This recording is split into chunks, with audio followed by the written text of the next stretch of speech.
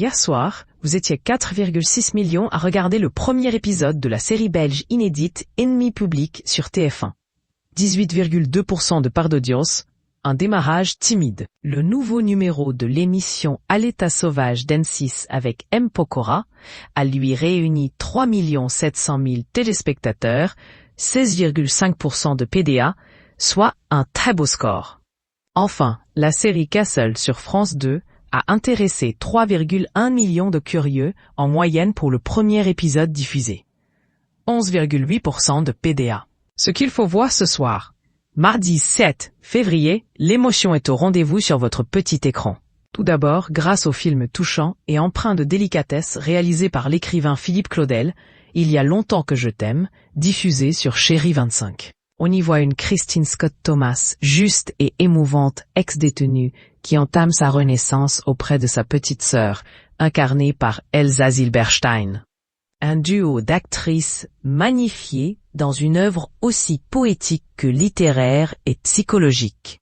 Sur France 5, le documentaire Des juges et des enfants saura également piquer votre sensibilité en évoquant un sujet grave, celui des jeunes face à la justice. Pendant plusieurs semaines, le réalisateur a suivi et filmé les audiences du tribunal pour enfants de Lille. Une immersion dans le quotidien des juges et dans le traitement toujours discuté des mineurs hors la loi. Bonne soirée télé à tous. Synopsis. Après avoir purgé une longue peine de prison, Juliette, ancien médecin, s'installe chez sa petite sœur Léa, professeure de littérature à l'université de Nancy, qui vit avec Luc, leurs 2 filles adoptives, et son beau-père. Les jeunes femmes apprennent à mieux se connaître. Mais l'attitude de Juliette, qui, après 15 ans d'isolement, persiste à vivre comme une recluse, déroute quelque peu Léa. Synopsis. Souvent considérée comme trop conciliante, la justice des mineurs révèle pourtant les maux de la société, entre crise économique, déclassement social, migration, déscolarisation ou communautarisme.